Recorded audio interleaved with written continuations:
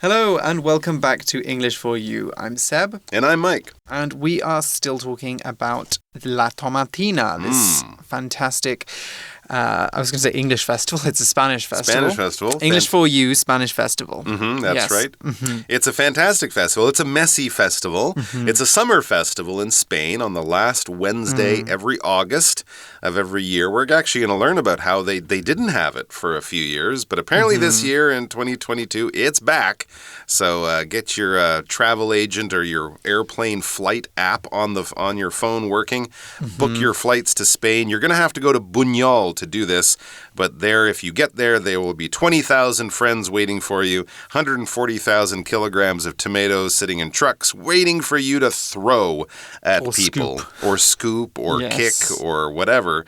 Toss at people if you're feeling nice and kind. Yeah. So today I think it hurts to be hit with a tomato. Yeah, absolutely. It's a good thing that they're very ripe. They're very kind of juicy and soft, because if it was one of those green tomatoes like you might pick off a tree or a vine, that would hurt. So today we're going to actually learn a few of the sort of rules of La Tomatina. And you might say to yourself, wait, they have a thing for 20,000 people throwing tomatoes at each other and there are rules? How can you have rules in a situation like that? Well, things can go wrong and they want people to have a good time, get messy, but be safe doing it. So yeah, they do have some rules. We're going to find out all about this in our article. Let's get started with today's article.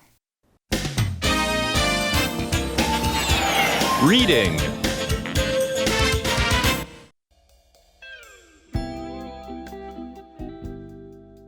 La Tomatina is food fighting on a grand scale. La Tomatina was cancelled in 2020 and 2021 due to COVID-19 concerns, but it's back this year. It includes 20,000 people, moving trucks full of tomatoes, and a rather small space. It stands to reason, therefore, that some rules are in place to ensure public safety. Do not bring bottles or hard objects. You could cause an accident or hurt people. Do not tear or throw other people's clothes. Be sure to squeeze tomatoes before you throw them so they will hurt less when they hit people. Make sure you're a safe distance from the trucks. When you hear the second pistol shot, stop throwing tomatoes. Follow the directions of the security staff. It's best to wear old clothes or clothes you don't mind throwing away after the event. Also, wear eye protection. Don't bring your camera unless you can confirm that it's waterproof.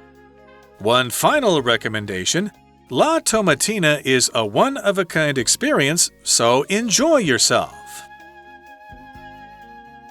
Okay, so the article begins by saying La Tomatina was cancelled in 2020 and 2021 due to COVID-19 concerns. But it's back this year, right? It's returned. It's happening again. Yeah, that's good. I mean, of course, Spain was hit hard by COVID in the early days of 2020. And, of course, having people, as we learned yesterday, packed together like they're at a rock concert would be really bad if you're trying to stop throwing liquids. No one's wearing a mask because it would be covered in tomato juice and everyone's breathing and yelling and laughing and whatever. So it would definitely be a good place to catch COVID or any disease. So, yes, they canceled it for a couple of years, but it's back in 2022. And they're hoping, I guess, to have a lot of people there like usual. It says it includes, La Tomatina, includes 20,000 people moving trucks full of tomatoes and a rather small space. So a lot of people moving trucks with tomatoes, and remember, that's 145,000 kilograms, and a rather small space. Yeah, it's kind of it's an old Spanish town. And a lot of these old European towns, especially the older towns, the smaller places, they have very narrow roads, right? They didn't used to have cars. They were made for horses and people walking. So today it might be kind of tricky for, two buses to pass down one of these streets, and that's where they're packing in these thousands of people. Right, right. It stands to reason, therefore, that some rules are in place to ensure public safety. Right, exactly. If you're packing people in together, you're putting them in a small space, you're giving them things to throw at each other, then, you could have a problem. Absolutely. You could also get some people getting angry that they've got tomatoes on them, because some people get easily angry, even at a tomato throwing festival, and they could get in fights. So you need rules to make sure that people are not going to start throwing tomatoes and then end up throwing fists. Exactly. And of course, when all these people are packed in, there's always a danger of someone falling, people stepping on them. It can get pretty bad. So yes, it stands to reason. When we use that phrase, basically we're saying it makes sense. It's easy to understand. It's the kind of thing that we'd go, well, of course we have to do that. It stands to reason that if there's a giant typhoon coming tomorrow, no one will be going to work or school. It only makes sense. If they didn't have rules at this with all these people, you would say, that's crazy. They definitely, clearly need rules. Well, then it stands to reason that they do have rules in place. They should, right. And they've got these rules in place. And when something is in place, it is in effect. It has been established. It is working, basically. We have rules in place. That means there are rules and they are effective right now. Yeah. At the beginning of COVID, we didn't have some rules in place about masks and where you can go. That's true. But now most countries of the world will have COVID rules in place. Yes, we didn't have COVID rules in place, and so people didn't know what to do. Yeah. Another example we could look at is a smoking ban is in place on this airplane to protect people's health. So there we're just saying that there is a smoking ban, basically. You can just say there is a rule or there is a ban.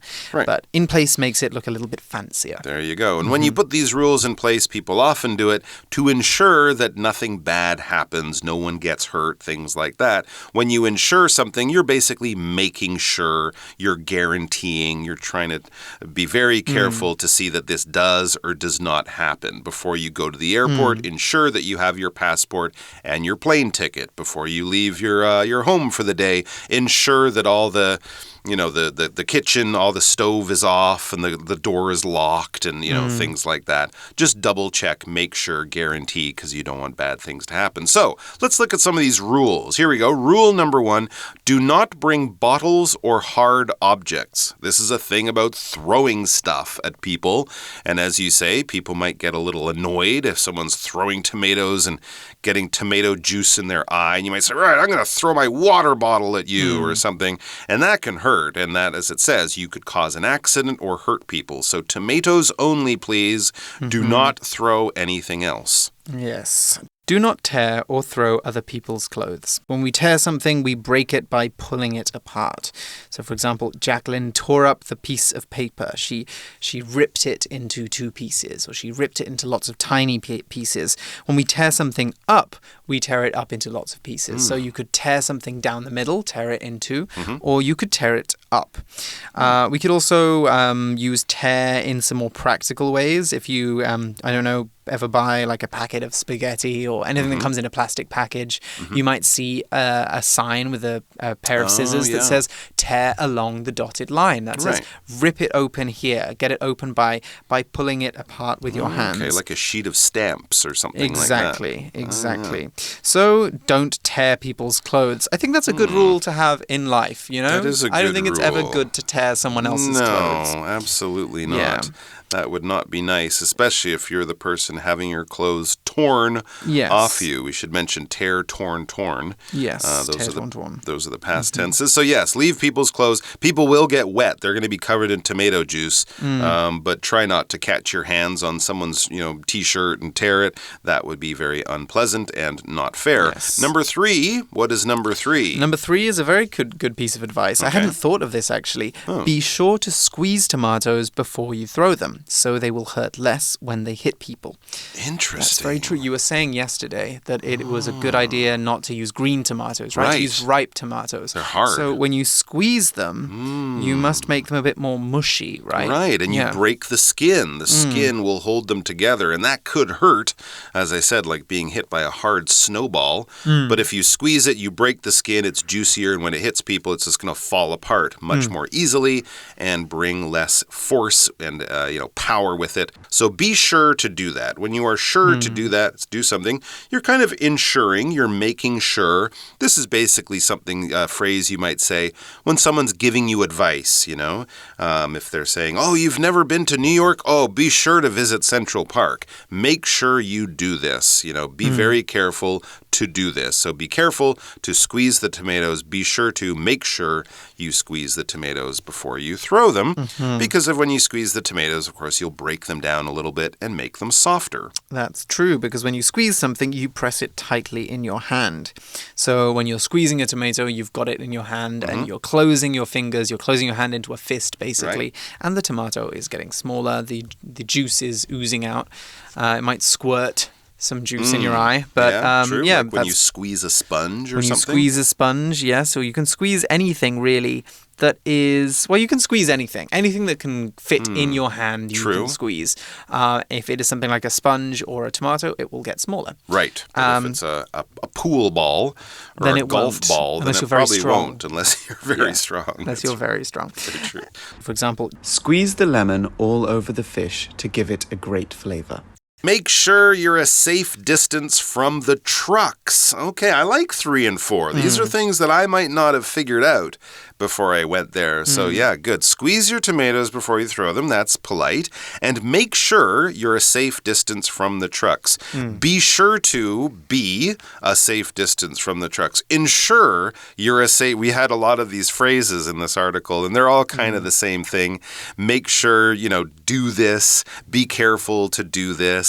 A safe distance. These are really big trucks. The kind of trucks you might see going down the highway carrying, a lot of apples or coal or anything in the back. So these are big, long trucks. And I think there's people in the trucks who are throwing tomatoes out, but you don't want to be near the trucks. First of all, you'll probably get more tomatoes than anywhere else. And also, these are, as I said, big trucks with big wheels. You don't want to slip on the ground and, slide under the truck or something like that. It could be a really bad accident.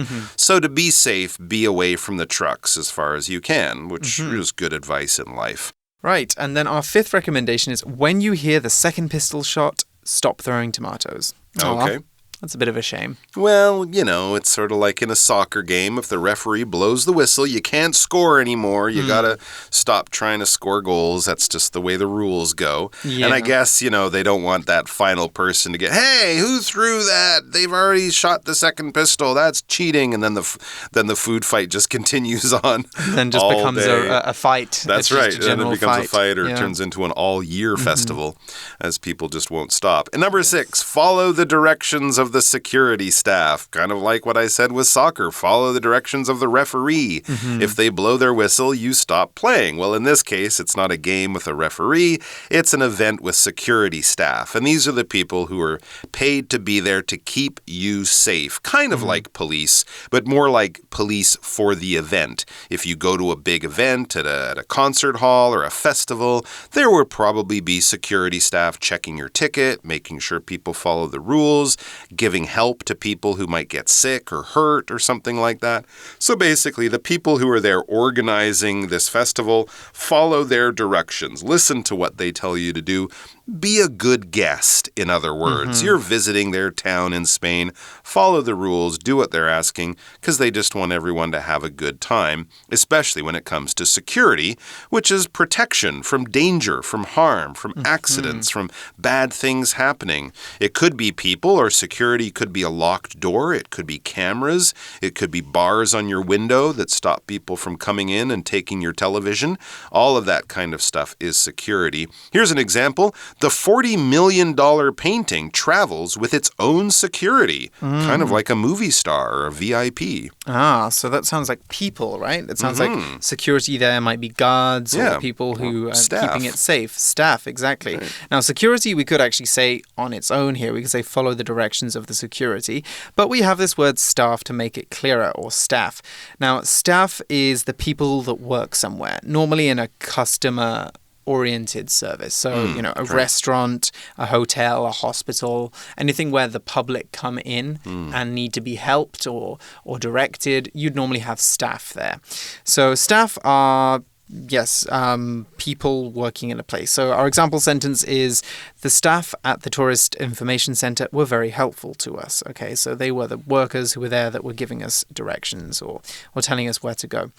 Now, staff can also work as a verb as well. We could say that we want to staff a place. So this restaurant is staffed by people who are blind, for example, people with blindness.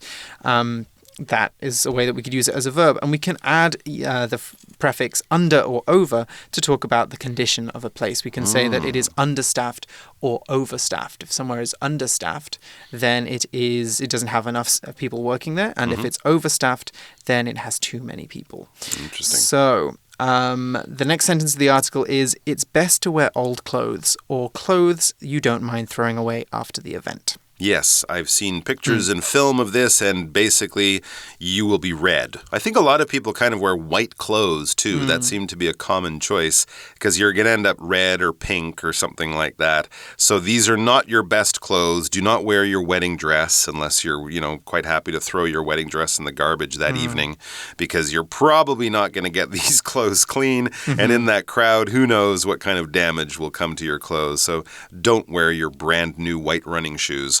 Also, do wear, it says also wear eye protection. So old clothes, but new eye protection is probably a wise thing to do. When we talk about eye protection, we're basically talking about things that cover your eyes to keep them safe. No, not sunglasses. Those are eye protection on a sunny day. But we're thinking here more about what those scientists might wear when they're working with dangerous chemicals and they don't want, dangerous or painful things to splash into their eyes. Some people still wear eye protection because of COVID, right? You might see people. I see that. I saw that today, actually. Oh, really? On an airplane or the MRT, and they're wearing those sort of plastic. They're not just glasses. They kind of wrap around your eyes, all around the skin around your eyes to stop anything, not just from going into your eyes, but even going near or on the skin around your eyes. Tomatoes, I imagine, are quite acidic. There's acid in it, like orange or lemon. If you've ever gotten tomato juice or lemon juice in a cut or in your eye, ouch, that hurts. So you don't want to be getting dirty tomato juice and seeds and other stuff that people have touched and maybe even has been on the ground. You don't want that coming into your eyes. So get eye protection. The word protection means anything that keeps us safe or protects us. It stops bad things from happening. And these are generally things that we use, equipment, things like that. Could be something like a helmet for your head or a bulletproof vest for a soldier or a police officer. Or, like our example sentence, it could be something almost everyone has. Amy put up her umbrella as protection against the heavy rain. Yeah, an umbrella or a good rain jacket is good protection in the rain. Exactly.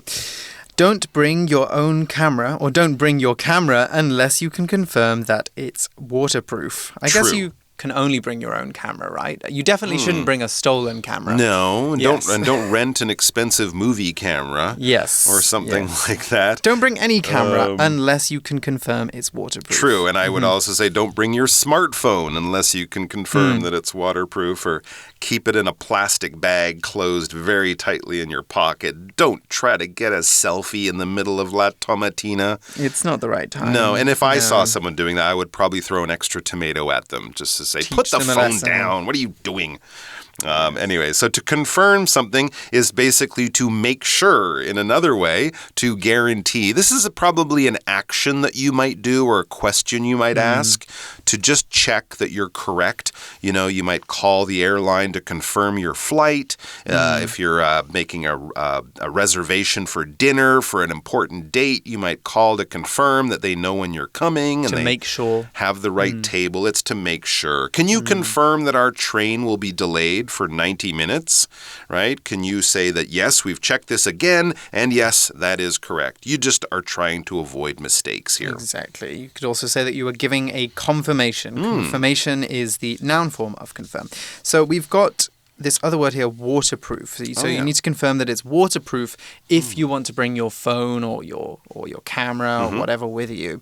Now, waterproof is an interesting word. It means basically that something can be put in water or you can get it wet and the water won't get in. Yeah. It won't damage the machine or the equipment. So here with a camera, we're basically saying that, you could use it in the swimming pool or you could use it in the rain. It would be okay. Yeah. But you can also, a rain jacket is also waterproof. Water can't get through it, can it? it stops the water. And that's what this this suffix, this word ending proof means. It just means stops that thing. Yeah. So if something is windproof, like a windproof jacket, then it protects you from the wind. You don't feel the wind inside the jacket. Cool.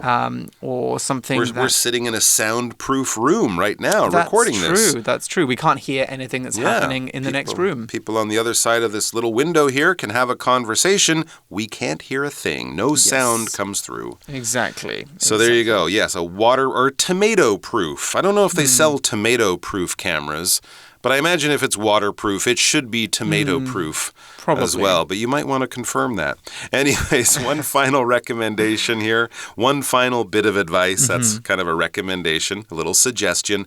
La Tomatina is a one-of-a-kind experience, so enjoy yourself. Well, that's a nice thing to add. Kind of at this end of the end of this list of rules, it might kind of sound like, oh, there's so many things to get ready and be prepared for. Oh, I don't know if I want to go. Well, no, don't worry about that stuff too much. Just make sure you're doing the right thing, but really go with a great attitude. Go ready to have a really good time. It's a one of a kind or once in a lifetime experience, you know? It's the kind of thing that very few people will do, and if they do, they'll do it once. So have fun. Exactly. Enjoy yourself. All right, that's all the time that we have for today's article. We're going to go on to our For You Chat question then, and then we'll say our goodbyes.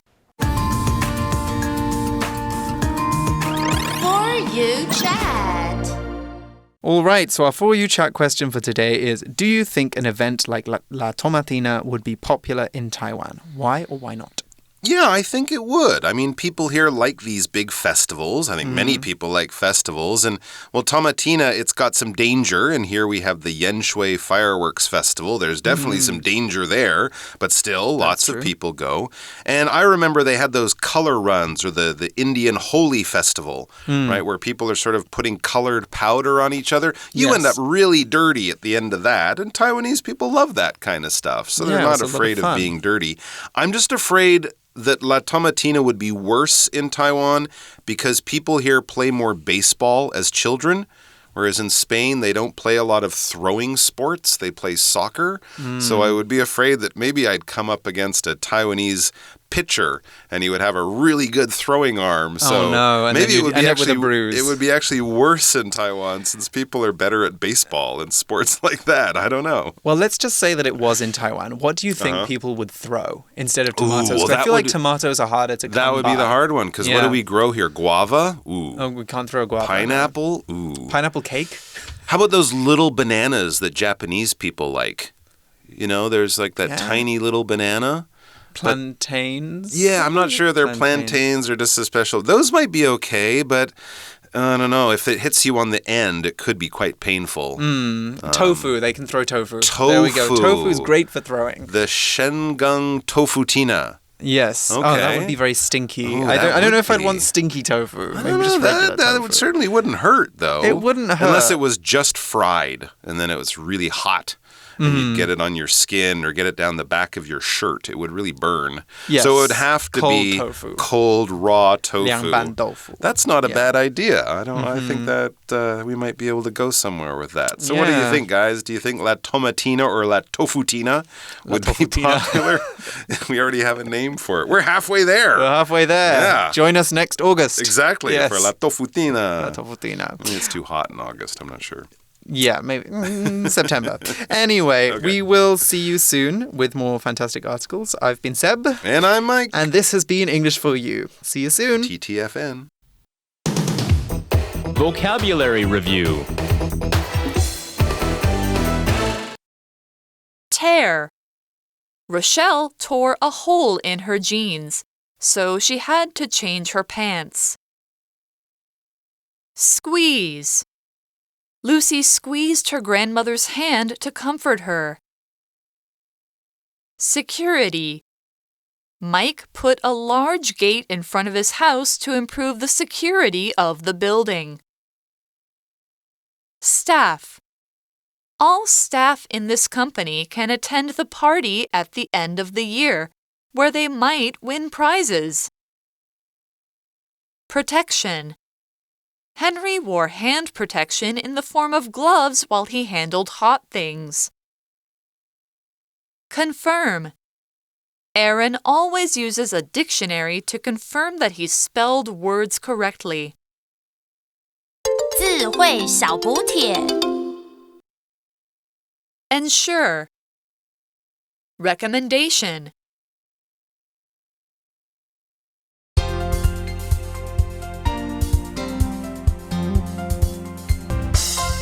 以上节目是由活用空中美语制作。活用空中美语杂志，请洽询全国各大书店。如欲索取试听教材，请来电02-2364-4000 02-2364-4000，或上网查询，网址是 www.english4u.net www.english4u.net